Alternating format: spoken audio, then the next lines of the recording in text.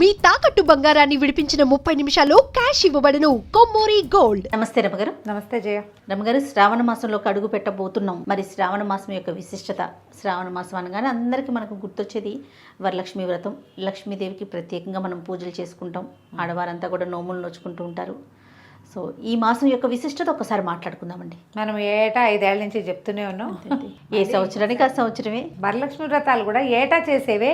మళ్ళీ ఏంటో ఒక హైరాణ, ఏంటో ఒక ఎంతూసియాజం, ఒక ఎక్సైట్మెంట్. అవును అవును. ప్రతి వాళ్ళకి ఇంచుమించు అందరి ఇళ్లలోనూ ఈ వాతావరణం ఉంటుంది. ఇల్లు శుభ్రాలు చేసుకోవటాలు, కొత్త వస్తువులు కొనుక్కోవటాలు, కొత్త బంగారం కొనటం, చీరలు కొనటం, ఏమైనా నోములు, కొత్త నోములు ఉంటే అవి చూసుకోవటం, ఆల్రెడీ నోముల్లో ఉన్నవాళ్ళు ఎన్ని చేసాం ఇంకా ఎన్ని చేయాలి లెక్కెట్టుకోవటాలు, ఇబ్బందులు సబ్బందులు బోల్డనే. వరలక్ష్మి వ్రతం అంటే ఈ మన శ్రావణ మాసం అంటే శ్రవణ సంబంధమైన మాసం. శ్రవణ నక్షత్రం వెంకటేశ్వర స్వామి వారి నక్షత్రం శ్రవణం. అయితే స్వామివారికి అమ్మవారు ఎట్లా అంటే నిత్యానపాయిని, స్వామిని వదిలి ఉండదు. వారికి సంబంధించిన ఈ మాసము లక్ష్మీప్రదమని, ఆమెను పూజిస్తే ఎక్కువ ప్రసన్నురాలవుతుందని చెప్తారు. ఈ శ్రావణ మాసాన్ని నభోమాసం అంటారు సంస్కృతంలో. వర్షాకాలపు మాసం. ఈ వానల్లోనే నోములు, వ్రతాలు, పూజలు, వానలు అవి ఇవి కలిసే ఉంటాయి. అంతే. అడగే పరిగెత్తుకుంటూ ఏదో షాపింగ్లు, సరదాలు, ఇంట్లో పనులు, శుభ్రాలు గిభ్రాలు చేసుకుంటాం. మనకు కొంచెం అవకాశం వచ్చింది కాబట్టి ఆషాఢంలోనే శుభ్రాలు కాకుండా అధిక శ్రావణంలో చేసుకుంటూ ఉండుండొచ్చు కొంతమంది. శ్రావణంలో ఈసారి 5 శుక్రవారాలు వచ్చినాయి, 4 మంగళవారాలు వచ్చినాయి.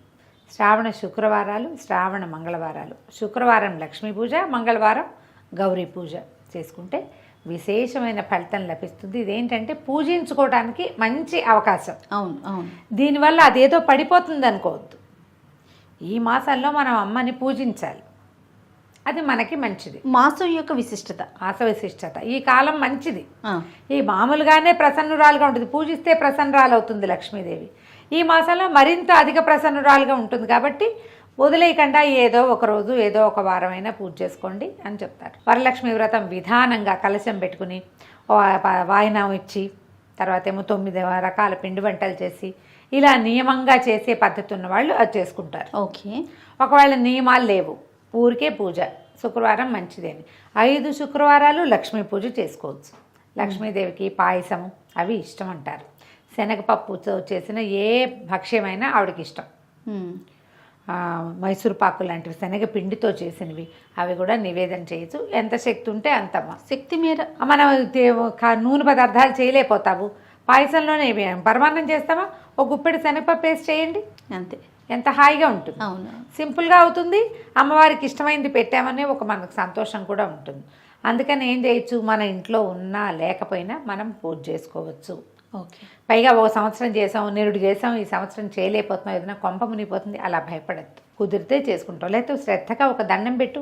అపరాధ సహస్రాలు చెప్పుకుంటాం కదా మనం, అంతే కదా. మామూలుగా నిరుడు బాగా చేసుకోగలిగానమ్మా, ఈ సంవత్సరం నేను సేవించలేకపోతున్నా, నమస్కారంతో సరిపెట్టుకోమని ఒక అపరాధం చెప్పుకోవటం, ఓ నమస్కారం చేసుకోవటం. చక్కగా 5 వారాలు చేసుకోవచ్చు. సాధారణంగా మనకి ఏంటంటే రెండవ శుక్రవారం పౌర్ణమి ముందు వచ్చేది వరలక్ష్మి వ్రతం కాబట్టి ఈసారి వరలక్ష్మి వ్రతం అట్లా వస్తుంది. మనకి మిగిలిన 3 వారాలు ఉన్నాయి కదా, జనరల్గా ఏం చెప్తారంటే 3వ వారం మురికి వారం అంటారు. ఎందుకంటారో తెలియజేయ, మా ప్రాంతంలో అంటారు. అంటే ఆ వారం పూజ చేయరు, వ్రతం చేసుకోరు, పూజ చేసుకుంటారు. మామూలుగా శుక్రవారం పూజ చేసి వరలక్ష్మి వ్రతం చేయడానికి 3వ వారం పనికిరాదని కొన్ని ప్రాంతాల్లో ఉంది. ఓహో. మా ప్రాంతంలో చెప్తారు 3వ వారం మురికి వారం అని. మరి ఎందుకు అలా అంటారో తెలీదు, దాని మీద ఎప్పుడు ఎక్కడా వినలా నేను, మా వాళ్ళే అంటూ ఉంటారు. అదేలేండి అదే. అవకాశం ఉంటే ఇక మొదటి 2 వారాలు కుదరలా, చివరి 2 వారాలు కుదరలా, 3వ వారమే కుదిరింది. ఏమిటి అంతే, చేసుకోవడమే. ఇక అంత ఆలోచించటం అసలు అనవసరం అనిపిస్తుంది. అంతే. చివరి వారం కుదిరినా చేసుకోవచ్చు.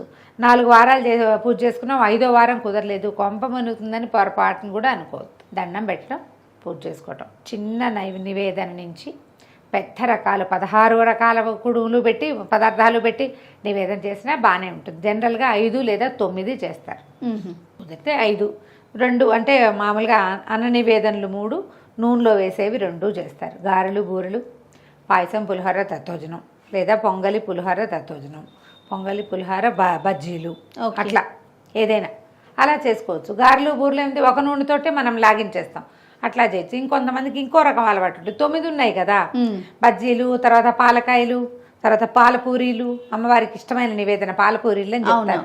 మరి ఆవిడ ఎప్పుడు తిన్నదో వీళ్ళు ఎప్పుడు చూస్తారో తెలియదు, కానీ నేను కూడా అదే అనుకుంటా, శనగపప్పు ఆవిడకి ఇష్టమని ఎందుకు చెప్తారు అని. ఇంక ఏ నైవేద్యమైనా అంతే కదా రమ్మగారు, పలానా స్వామికి పలానాది ఇష్టం, అదే అలా చెప్పేసుకుంటాం, అనేసుకుంటూ ఉంటాం. అందుకని చేసుకుంటాం. మీరు ఎలా కుదిరితే అట్లా చేసుకుని ఈ శ్రావణ మాసం మనకి 5 వారాలు వచ్చాయి కాబట్టి 5 వారాలు శుభ్రంగా సౌకర్యంగా అవస్థ పడకుండా, ఏ రకమైన కాంప్లికేషన్స్కి లోనైపోకుండా, భయపడకుండా, దీపారాధన మలిగిపోయిందని భయపడ్డం.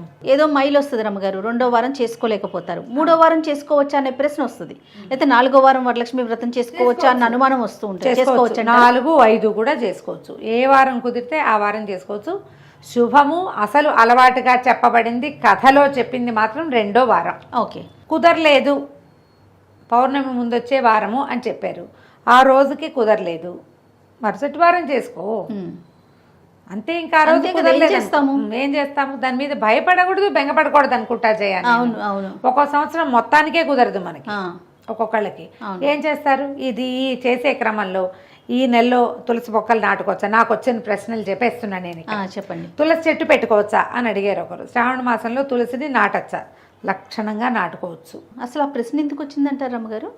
అంటే అట్లా నాటకూడదని ఏమన్నా ఉందా? ఎక్కడో వినో చదివో ఏదో ఎవరైనా అను, అబ్బో అలా పెట్టకూడదు, ఇలా తులసి నాటడానికి కూడా ప్రత్యేకమైన దినాలు కావాలన్న ఒక ఇది మరి పూర్వకాలంలో ఉందేమో తెలియదమ్మా. నా మటుకు నేను నమ్మను. తులసి ఒక వృక్షరాజం, ఆరోగ్యదాయిని. మనకి ఏమంటారు, మన ఆధ్యాత్మిక రీత్యా కూడా తులసిని పూజించే వృక్షంగా మనం భావిస్తాం. దేవుడికి దండం పెట్టడానికి ఒక టైం ఏమిటమ్మా, పూజకి ఒక టైం ఉంది అంతే. అదేదో తులసి పూజ పొద్దున్నే చేయి, సాయంత్రాలు కాదండి పొద్దున్న చేయమంటారు. మొక్క నాటడానికి కూడా వాళ్ళు ఎవరో చెప్పారని మీరు కంగారు పడి ప్రశ్నలు వేస్తే ఎలాగా? పెట్టుకోండి, చక్కగా తులసి పూజ చేసుకోవచ్చు, తులసి దగ్గర దీపారాధన చేసుకోవచ్చు, ఇంట్లో పూజ చేసుకోవచ్చు. తులసి ఒకటి. ఇంకో రెండోది, ఎన్ని ఒత్తుల దీపాలు పెట్టాలి. మీరు ఏ కథల పుస్తకాలు చదివితే ఆ కథల పుస్తకాల్లో ఏం చెప్పబడిందో అది మీకు నచ్చితే అలా చేయండి. అసలు సాధారణంగా చెప్పబడింది సాధ్యం త్రివర్తి సంయుక్తం అని చెప్తారు. నూనె, నెయ్యి వేసి, ఆజ్యం అంటే నెయ్యి, త్రివర్తి సంయుక్తం 3 ఒత్తులు అంటే బ్రహ్మ విష్ణు మహేశ్వరులని కొన్ని ప్రాంతాల్లో నమ్మకం. మేము 2 ఒత్తులవి 2 జ్యోతులు వేస్తాం. మా అమ్మగారింట్లో 2 ఒత్తులు కలిపి 1 జ్యోతి వేస్తారు. 2 ఒత్తులే వేసే విధానం మా అందరిళ్లలోనూ ఉంది.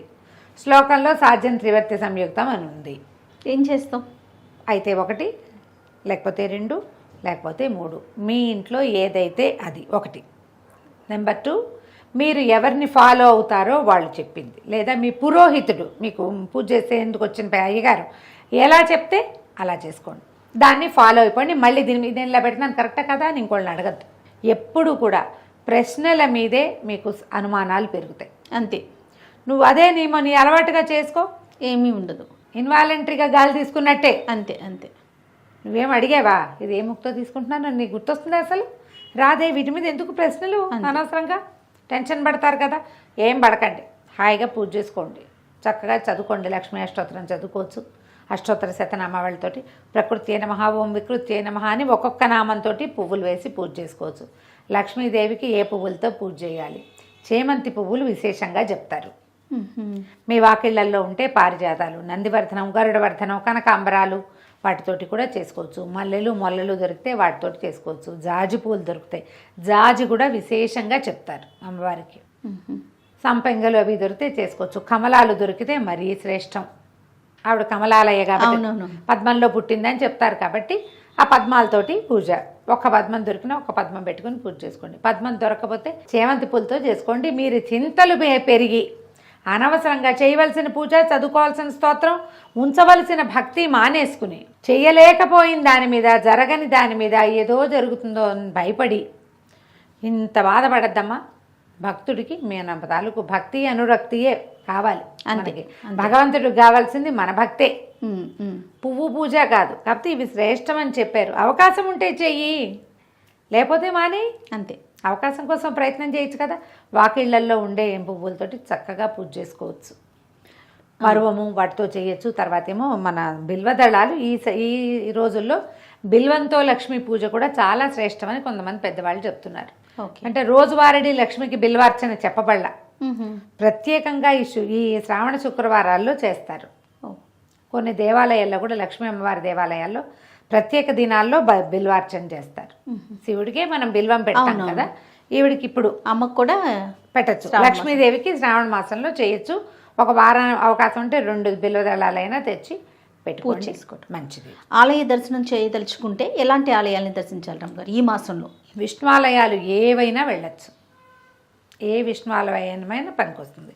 అంటే మరి విష్ణువుతో ఉండే అమ్మవారు సాక్షాత్తు లక్ష్మీ స్వరూపమే కాబట్టి లక్ష్మీదేవి. తర్వాత ఇప్పుడు రామాలయానికి వెళ్ళాం, అది కూడా విష్ణువాలయం కిందకే వస్తుంది. సీతాదేవి సాక్షాత్తు లక్ష్మీదేవి స్వరూపం. ఏ వేణుగోపాల స్వామి దేవాలయానికో వెళ్ళాము, మరి ఆదిలక్ష్మి అవతారమే రుక్మిణీదేవి. అవును కదా, కృష్ణుడు ఉంటే ఉన్నట్టే. ప్రధానమైంది ఆమె స్వామిని వదిలిపెట్టి ఉండదు. ఆయన ఒక్కడే ఉన్నాడు అనుకోండి అక్కడ, అయినా కూడా అమ్మవారు ఉన్నట్టే. పక్షస్థలంలో ఉంటుంది, స్వామివారి గుండెల్లో ఉంటుంది కదా. కాబట్టి దేవాలయ దర్శనం చేయదలుచుకుంటే వెంకటేశ్వర స్వామి దేవాలయాలు, తిరుమల తిరుపతి దేవస్థానానికి వెళ్ళలేకపోతే మన చుట్టుపక్కల మన ఊళ్ళలో కూడా వెంకటేశ్వర స్వామి దేవాలయం ఉంటుందా, అలా వెళ్ళి రావచ్చు. అయితే కొంచెం హైరాన్గా ఉంటుంది, ఎప్పుడు కుదిరితే అప్పుడు చూడదు. ప్రస్తుతానికి అంతే రమ్మగారు. మళ్ళీ ఏమన్నా గుర్తొస్తే ఈ వీడియో చూసినాక మన ప్రేక్షకులకి ఏమన్నా సందేహాలు ఉంటే కనుక నెక్స్ట్ ఇంకొక వీడియోలో వాటిని మనం నివృత్తి చేసే ప్రయత్నం చేద్దాం. సరే, ఓకే అండి, నమస్తే.